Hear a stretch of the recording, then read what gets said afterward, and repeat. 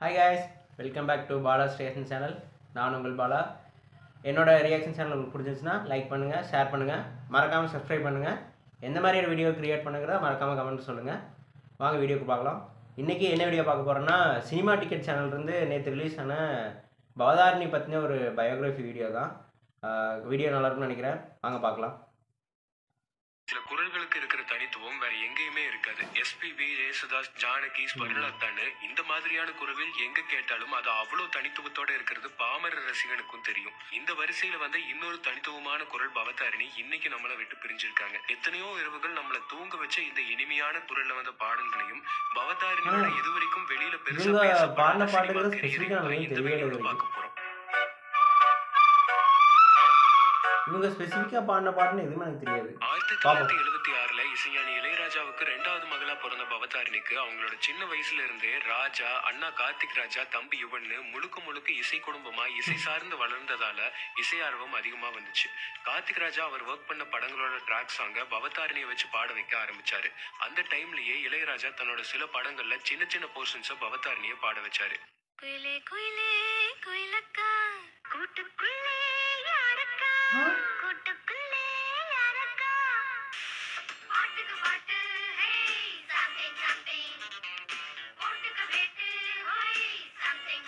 இதுல பவதாரணியோட வரை இன்னொரு குரல் யுவன் சங்கர் ராஜாவோடது. யுவன் முதலா சினிமால பாடின பாட்டு கூட இதுதான். இதே அஞ்சலி படத்துல இன்னொரு பாட்டும் பவதாரணி பாடி இருக்காங்க. பவதாரணி பண்ணுதா? ஆனா இந்த பாட்டு எவ்வளவு பெரிய இன்னொரு படத்துலயும் யுவனும் பவதாரணியும் சின்ன வயசுலயே பாடி இருக்காங்க.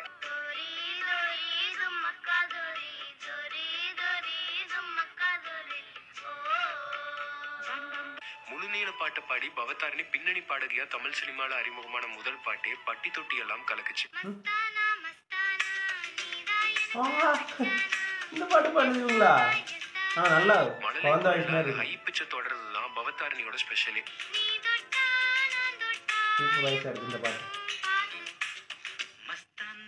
1995ல வந்த ராசியா இந்த பாட்டை பாடும்போது அவங்களுக்கு வயசு 19. இதுக்கு அடுத்த வருஷம் 1996லயே பவதாரணியோட அண்ணா கார்த்திக் ராஜா தமிழ் சினிமால இசையமைப்பாளரா அறிமுகமானாரு. அந்த வருஷம் அவர் இசையமைச்சு கேப்டன் விஜயகாந்த் நடிச்சு வெளிவந்த அலெக்சாண்டர் படத்துல உன்னிகிருஷ்ணனோட சேர்ந்து பவதாரணி ஒரு செம்ம ஹிட் சாங்க பாடி இருந்தாங்க.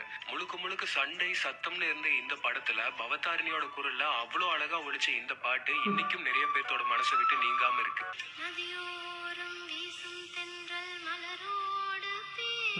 ரொம்ப மையான இருக்கும்ல. அந்த டைம்ல வந்த படங்கள்ல எந்த படங்கள்ல எல்லாம் ஹீரோயின் கேரக்டருக்கு ஒரு இன்னசென்ஸ் தேவைப்படுதோ அந்த பாடல்கள்ல எல்லாம் பவதாரணியோட குரலை ப்ரிஃபர் பண்ணாங்க. அப்படி வந்த ஒரு பாட்டு தான் மாணிக்கம் படத்துல வந்து இந்த பாட்டு.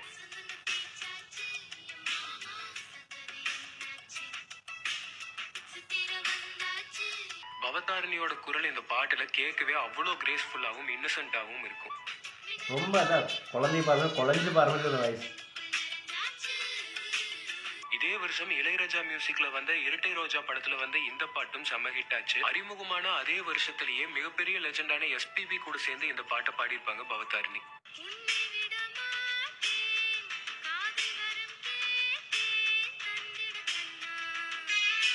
இதே வருஷம் கருவேலம் பூக்கள் அப்படின்னு வந்த படத்திலையும் பவதாரணி இளையராஜா இசையில இன்னொரு பாட்டு பாடியிருந்தாங்க. அவங்க வாய்ஸ் தனியா தெரியற மாதிரி ஒரு காலகட்டத்துல இலங்கை வானொலியில பிறந்தநாள் வாழ்த்து ஸ்பெஷலா ஒரு ப்ரோக்ராம் போயிட்டு இருந்துச்சு. அப்போ தங்களோட பெண் குழந்தைகளுக்காக நிறைய அப்பாக்கள் இந்த ஷோக்கு கால் பண்ணி இந்த பாட்டை ரெக்வெஸ்ட் பண்ணி டெடிகேட் பண்ணிட்டு இருந்தாங்க. இதே 1996ல இளையராஜா மியூசிக்ல கட்ட பஞ்சாயத்துங்கிற படத்துல வந்த இந்த பாட்டை அப்போ மலையாளத்துல பாப்புலரா இருந்த ஜாலி ஆபிரகாம் அப்படிங்கிற ஒரு சிங்கரோட சேர்ந்து பவதாரணி பாடியிருப்பாங்க.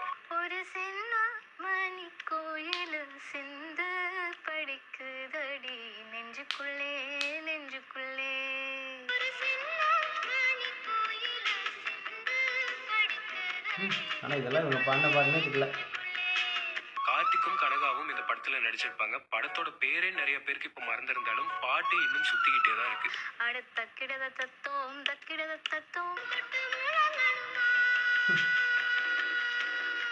இதுக்கு அடுத்த அடுத்த வருஷம் 1997 பாலு மகேந்திரா டைரக்ஷன்ல ராமன் அப்துல்லா அப்படிங்கிற படத்துல வந்த பாட்டு இது. பாலு மகேந்திரா டைரக்ஷன்ல வந்திருந்தாலும் இந்த படம் பெருசா பேசப்படல. ஆனா பவதாரணியும் அருண்மொழியும் பாடியிருந்த இந்த பாட்டு படத்தோட பேரை மூணு முடுக்கெல்லாம் கொண்டு போச்சு. ஆனால் இந்த படத்து பேர் தெரியாது. சூப்பரான பாட்டு. ஆனால் எதிர்பார்க்கவே இவ்வளோ பாடியிருப்பாங்க. பிரைவேட் பஸ்ல ஜன்னலோர சீட்ல உட்கார்ந்து கேட்கும் போதே பவதாரணியோட நம்மள மெய் சிலிர்க்க வச்சிரும். படத்து பேரும் தெரியாது. இதே 1997 தான் யுவன் சங்கர் ராஜா தன்னோட 18 வயசுல இசையமைப்பாளரா தமிழ் சினிமால அறிமுகமானாரு. அவர் அறிமுகமான முதல் படமான அரவிந்தன்லயே தன்னோட அக்கா பவதாரணியோட குரல்ல ரொம்ப அழகான ஒரு பாட்டை கொடுத்திருந்தாரு. இது அந்த அளவுக்கு தெரியல. தொடர்ந்து இளையராஜா கம்போசிஷன்லயே நிறைய பாட்டு பாடிட்டு இருந்த பவதாரணிக்கு முதல் முறையா ஒரு வெளி இசையமைப்பாளரோட பாட்டுல சான்ஸ் கிடைச்சது. தேவா மியூசிக்ல நேருக்கு நேர் படத்துல வந்த இந்த பாட்டு ஒரு அண்டர்ரேட்டட் சாங்னே சொல்லலாம்.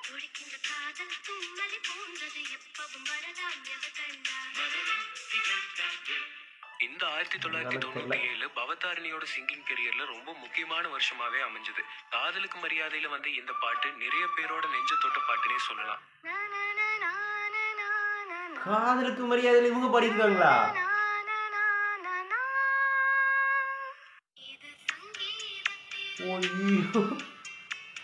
உண்மையாகவே பல 90s கிட்ஸ்க்கு ஒரு மிகப்பெரிய சாங் பாது. இந்த படத்துல இதே டியூன்ல வந்து என்னை தாளாட்ட வருவாளோ ஹரிஹரன் வெர்ஷன் இளையராஜா வெர்ஷன் ரெண்டு வெர்ஷனுமே மிகப்பெரிய ஹிட் ஆனாலும் பவதாரணியோட வாய்ஸ்ல வர பாட்டு நிறைய பேரோட மனசுல பாட்டுனே சொல்லலாம்.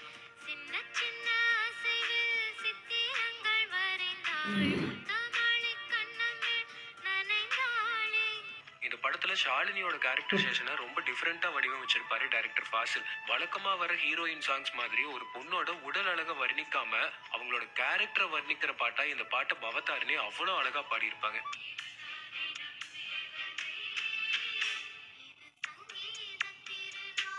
சூப்பரான சாங். இதே 1990 கார்த்திக் ராஜாவோட மியூசிக்ல வந்த இந்த உல்லாசம் நிறைய பாட்டு பாடியிருக்காங்க. மிகப்பெரிய ஹிட் ஆச்சு. இந்த படத்துல கமலும் ஸ்வர்ணலதாவும் சேர்ந்து பாடின இந்த பாட்டு அழகுனா அதுக்கு முன்னாடி ஹம்மிங்ல வர பவதாரணியோட குரல் நம்மள சிலிர்க்க வச்சிருக்கும்.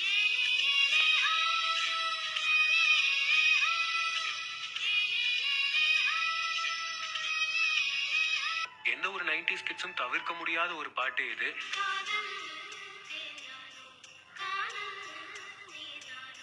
இளையராஜாவோட முதல் முறையா சேர்ந்து பவதாரணி கார்த்திக் ராஜா மியூசிக்ல இந்த பாட்டை பாடியிருப்பாங்க.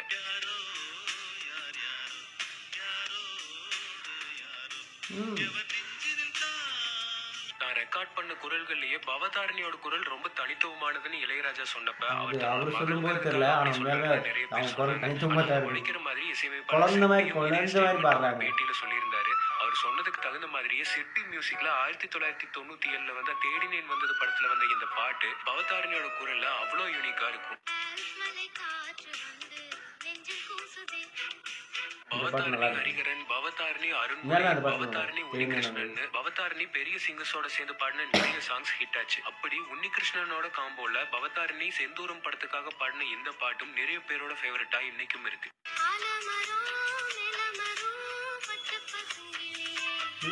ரொம்ப ரேரா தான் கேட்டிருக்கேன். சிங்கர் ஹரிஹரன் அவர் பாடுற பாடல்கள்ல போடுற சங்கதிகளும் ஹை பிச்சும் ஈடு கொடுத்து பாடுறதுக்கே கூட பாடுற சிங்கர்ஸ் நிறைய பேர் கஷ்டப்படுவாங்க. ஆனா பவதாரணி ஹரிஹரனோட சேர்ந்து பாடின எல்லா பாடல்களையும் எஃபர்ட்லெஸ்ஸா பாடியிருப்பாங்க. அப்படி வந்த ஒரு பாட்டு தான் இதுவும்.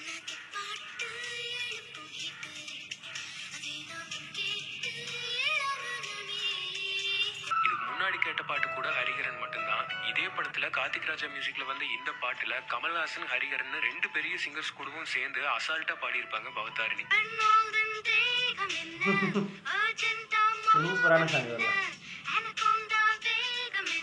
பவதாரணியோட குரல் இருக்கிற ஒரு பியூட்டியே ஒரு குழந்தைத்தனமான ஒரு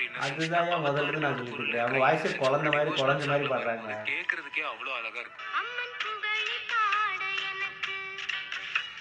நான் முதல்ல சொல்றேன் குழந்தை மாதிரி குழந்தை மாதிரி வாய்ஸ் நல்லா 1998 வேற யாரும் மியூசிக்ல அறிமுகமாயிருந்தாங்க பவதாரணி. இன்னைக்கு வரைக்கும் கேரளால நிறைய ரேடியோ ஸ்டேஷன்ஸ்ல தொடர்ந்து ஒழிச்சுக்கிட்டு இருக்கிற பாட்டு இது. மலையாள பாட்டுனா தெரியாதுப்பா. 1999 ரிலீஸ் ஆன பூவெல்லாம் கேட்டுப்பார் யுவனோட கெரியர்லயே மிக முக்கியமான ஒரு ஆல்பமா அமைஞ்சது. இந்த படத்துல கதையை அடுத்த கட்டத்துக்கு வர இந்த பாட்டு பவதாரணி பாடியிருப்பாங்க.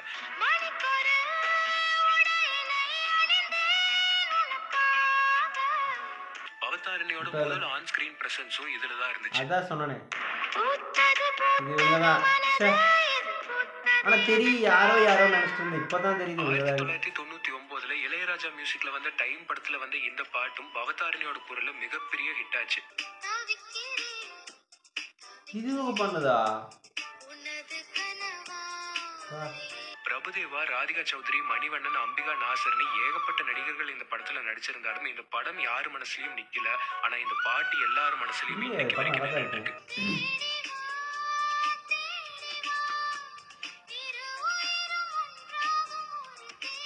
ஹரிஹரன் பவதாரணியோட குரல்ல வந்த இந்த பாட்டு இன்னைக்கும் எத்தனை முறை போட்டாலும் சலிக்காம கேட்கலாம்.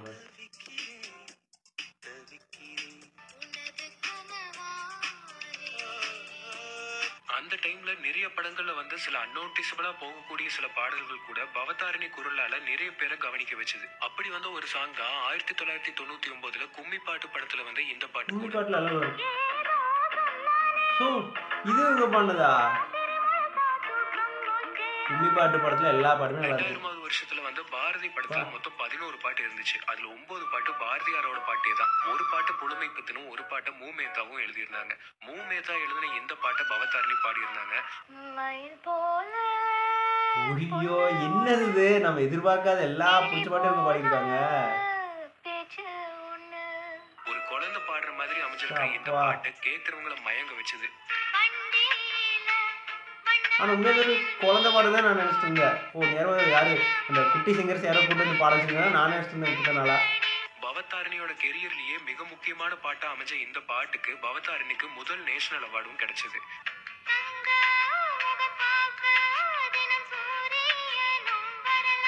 அந்த மயக்கம் எனக்கு இன்னும் தெரியலன்னு அந்த பாட்டுல வர்ற வரிய போலவே பெரிய மயக்கத்தை தர பாட்டு இது.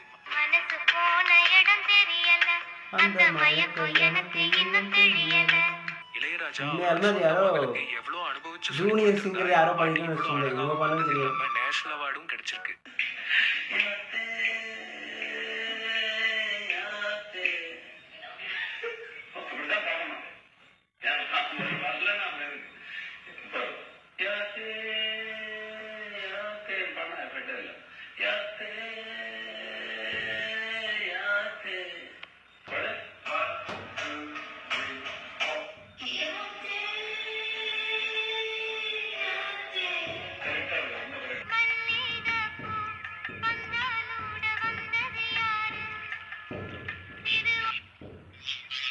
அதிகமா ஸ்லோ சாங்ஸ், சாஃப்ட் மெலடிஸ் மட்டுமே பாடிட்டு இருந்த பவதாரணி யுவன் சங்கர் ராஜா மியூசிக்ல மனதை திருடி விட்டாய் படத்துல இந்த பாட்டுல பட்டை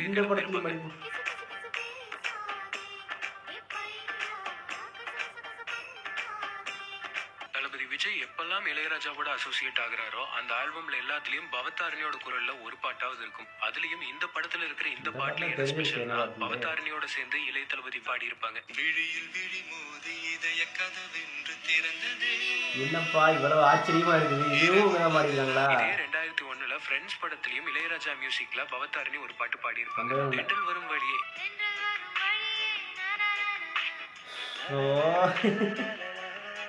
இந்த பாட்டுல ஹரிஹரனோட நடுநடுவுல வர பவதாரணியோட ஹம்மிங் இந்த பாட்டுக்கு ஒரு போனஸாவே அமைஞ்சது.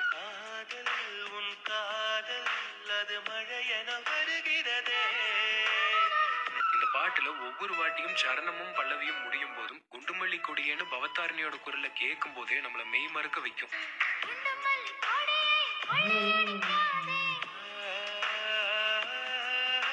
திருவாசகம் மணிவாசகரால படைக்கப்பட்டாலும் இசைஞானி இளையராஜாவால அது மென்மேலும் மெருகூட்டப்பட்டுச்சுனே சொல்லலாம். அந்த திருவாசகத்துல பவதாரணியோட குரல்ல இந்த பாட்டை நம்ம கேட்கும் போதே நம்மள தெய்வீகத்தோட உச்சத்துக்கே கூட்டிட்டு போகும்.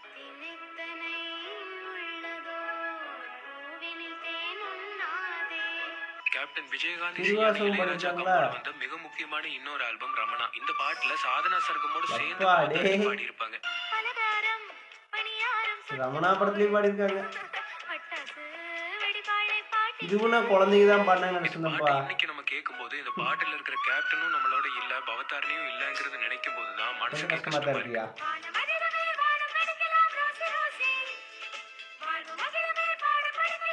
ஒளியில தெரிவது தேவதையா இல்லையான்னு தெரியல. ஆனா தேவதைக்குன்னு ஒரு குரல் இருந்தா அது கண்டிப்பா இப்படிதான் இருந்திருக்கும். ஐயோ அப்பா, இந்த பாட்டு இது பண்ணியிருக்காங்களா? அதெல்லாம் எவ்வளோ ஃபேவரட்டான சாங் இருக்கு.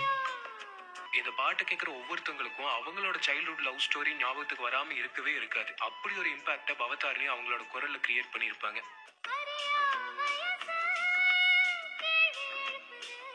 ஆனால் உண்மையாலுமே இது எதிர்பார்க்கவே இல்லை. இவ்வளோ சாங்ஸ் இவங்க பாடியிருக்காங்க, இவ்வளோ ரசிச்சு கேட்டிருக்காங்க, இவங்க தானே தெரியல இத்தனால. இதே ட்ரையோல வந்து இன்னொரு பியூட்டிஃபுல்லான சாங் சொல்ல மறந்த கதையில வந்து இந்த பாட்டு.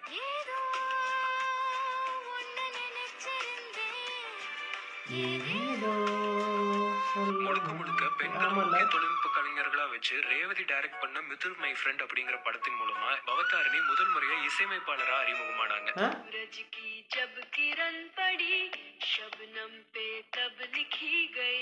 இதுக்கப்புறம் இலக்கணம், அமிர்தம் அப்படின்னு தமிழ், தெலுங்கு, கன்னடம்ல மொத்தமா 10 படங்களுக்கு மியூசிக் பண்ணியிருந்தாங்க.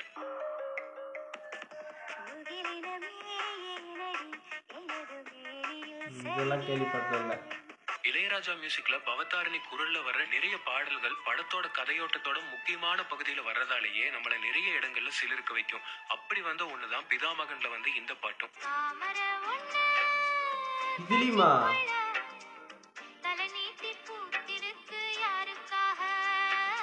சினிமா கரியரை பொறுத்தவரையிலையும் யுவனோட எல்லா ஃபர்ஸ்ட் டைம்லயும் பவதாரணி ஒரு பார்ட்டா இருப்பாங்க. அதே மாதிரி இளைய தளபதியோட முதல் முறையா யுவன் கூட்டணி சேர்ந்த புதிய கீதை படத்திலையும் பவதாரணி ஒரு பாட்டு பாடி இருந்தாங்க.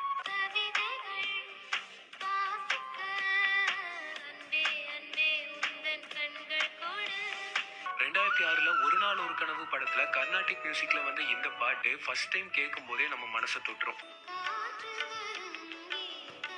இதெல்லாம் என்ன மாதிரியான சாங்? இதுக்கு தூக்கம் வர்றதுக்காகவே கேட்குற சாங் எல்லாம். இந்த பாட்டு அந்த படத்துல 2 இடங்கள்ல பாடியிருப்பாங்க பவதாரணி. ஸ்ரேயா கோஷல், சாதனா சர்கமும் இந்த பாட்டுல பாடி இருந்தாலும் பவதாரணியோட குரல் தனிச்சு கேட்கும்.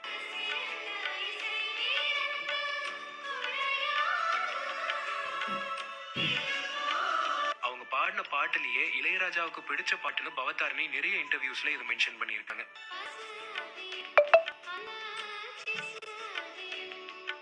தமிழ்நாட்டுல டெலிவிஷன் அதிகமா பாப்புலர் ஆனதுக்கு அப்புறமும் 2007ல சூரியன் எஃப்எம், மிர்ச்சி இதெல்லாம் வந்ததுக்கு அப்புறம் எஃப்எம்மோட ஆதிக்கம் அதிகமா இருந்துச்சு.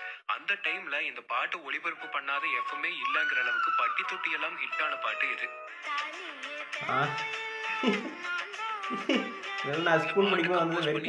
வருஷம் ஆனாலும் இன்ஸ்டாகிராம் ரீல்ஸ் வரைக்கும் இன்னைக்கு வரைக்கும் ட்ரெண்டிங்ல இருக்கிற ஒரு பாட்டு சங்கத்தில் பாடாத கவிதை.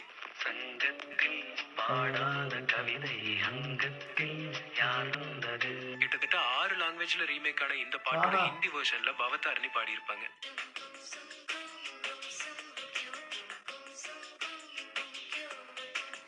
இளையராஜா, கங்கை அமரன் இந்த 2 பேர்த்தையும் தவிர்த்துட்டு தமிழ் சினிமா முழுமை பெறவே பெறாது. இந்த 2 பேர்த்தோட குடும்பமும் சேர்ந்து ஒர்க் பண்ண கோவா படத்துல வந்த இந்த பாட்டுல பவதாரணியோட குரல் ஒரே ஒரு பெண் குரலா இந்த குடும்பத்தோட செல்ல குரலா ஒலிச்சிருக்கும்.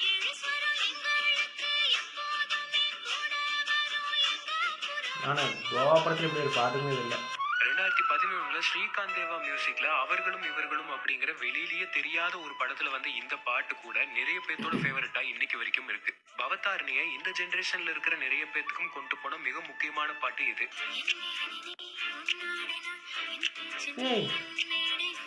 நல்ல பாட்டு தான் மங்காத்தால. பாரதியாரோட பேரனான நிரஞ்சன் பாரதியோட வரிகளுக்கு பவதாரணி அவங்களோட மென்மையான குரல்ல உயிர் கொடுத்திருப்பாங்க.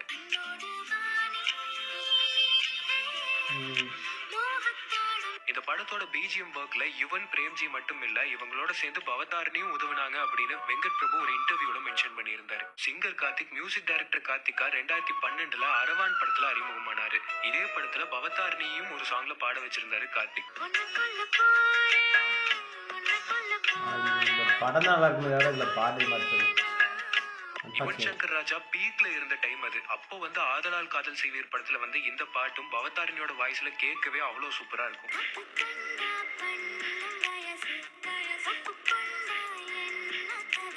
இதுக்கு அடுத்த வருஷமே ஜிவி பிரகாஷும் அவரோட இரும்பு குதிரை படத்துல அவரோட காம்பினேஷன்ல முதல் முறையா பவதாரணியை ஒரு பாட்டுல பாட வச்சிருந்தாரு.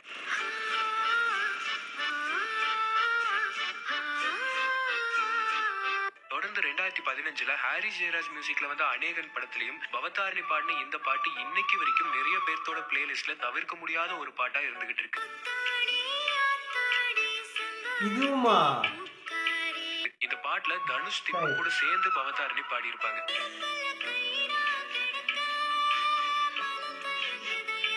இந்த எல்லா பாட்டுகளுக்கு நடுவுலையும் இன்னைக்கு வரைக்கும் இண்டிபெண்டன்ட் சாங்ஸ்ல அதிகமா கான்சென்ட்ரேட் பண்ணிட்டு இருந்தாலும் சினிமாக்கு கடைசியா மாநாடு படத்துல பவதாரணி பாடியிருந்தாங்க. கடைசி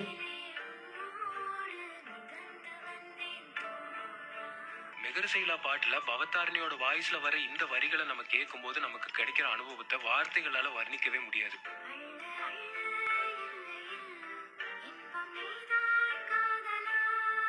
பிறந்ததிலிருந்து இசைன்னு இசையை தவிர எதுவுமே தெரியாம இசையுலகத்திலேயே வாழ்ந்து தன்னோட தனித்துவமான குரல்ல எவ்வளவு அழகான பாடல்களை நமக்கு கொடுத்துட்டு இன்னைக்கு நம்மளை விட்டு பிரிஞ்சு போயிருக்கிற பவதாரணி என்னன்னைக்கும் இந்த பாடல்கள் மூலமா நம்ம மனசுல வாழ்ந்துகிட்டே தான் இருப்பாங்க. மியூசிக் தான், வேற எதுவும் எனக்கு தெரியாது.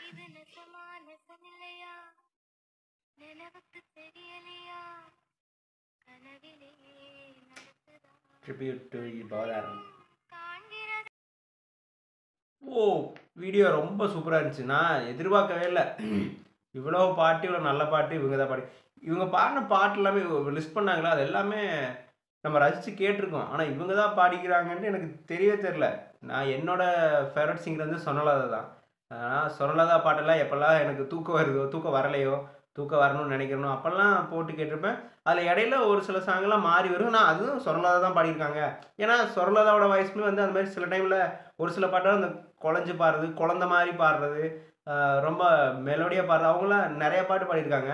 ஒரு சில பாட்டில் இது கலந்து வரும்போது இதுவும் சொர்ணலதா சாங்ஸ் தான் பாட தெரியுது, நமக்கு தான் தெரியல அப்படின்னு நினச்சிட்டு கேட்டுருக்கிறேன். ஆனால் வந்து அதில் நிறைய பாட்டு இவங்களோட பாட்டு தான் கேட்டிருக்கிறேன். ரொம்ப நல்ல வயசு. என்னதான் இளையராஜாவோட டாக்டரு எப்படின்னு இருந்திருந்தாலுமே இவங்களுக்குன்னு ஒரு தனி வாய்ஸ் வந்து உண்மையாலுமே நல்லா இருந்திருக்குது.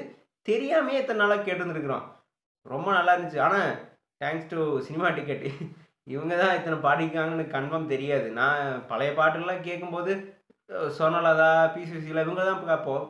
பவதாரணின்னு தனியாக சர்ச் பண்ணியெல்லாம் கேட்டது கிடையாது. அதில் இடையில இப்போ நீங்கள் லிஸ்ட் பண்ண சாங்கில் இடையில மிங்கிலாக கேட்டிருக்கிறோம். ஆனால் பவதாரணிங்கிறது தனி ஒரு பேராக தெரிஞ்சதே இல்லை. இப்போ தான் நான் தெரிஞ்சுக்கிட்டேன். உண்மையாலுமே ரொம்ப ரொம்ப நல்லா இருந்துச்சு. இறந்துட்டாங்க. Thanks to cinema ticket. எனவே என்னோடய ரியாக்ஷன் சேனல் பிடிச்சிருச்சுன்னா லைக் பண்ணுங்கள், ஷேர் பண்ணுங்கள், மறக்காமல் சப்ஸ்கிரைப் பண்ணுங்கள். எந்த வீடியோ க்ரியேட் பண்ணுங்கிறத மறக்காமல் கமெண்ட் சொல்லுங்கள். பை.